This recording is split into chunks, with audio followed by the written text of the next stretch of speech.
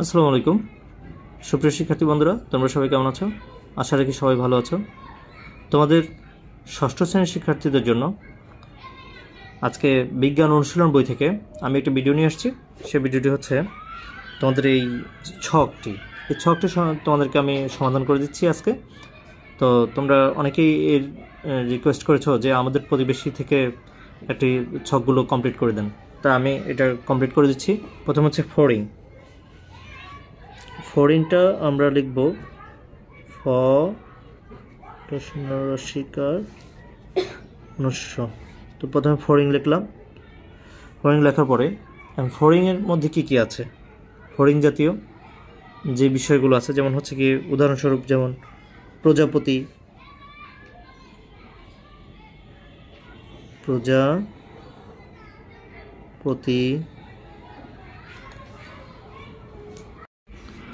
তো প্রজাপতি লিখলাম। এরপর হচ্ছে ঘাস ফড়িং,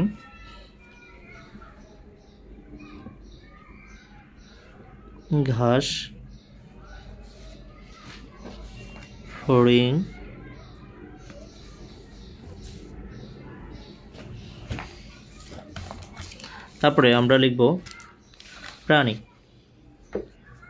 লিখব, যেমন হচ্ছে গিয়ে তোমার গৃহপালিত প্রাণী লিখতে পারি,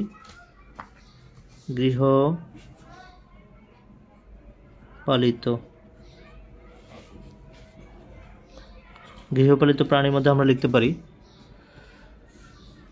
গৃহপালিত প্রাণীর মধ্যে আমরা কি কি লিখতে পারি, গরু,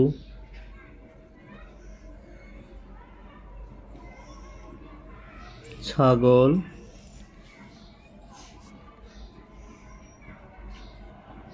তারপর হচ্ছে ভেড়া,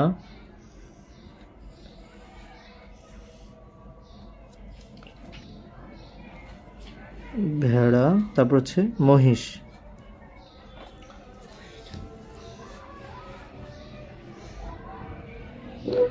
এই নামগুলো লিখতে পারি আমরা।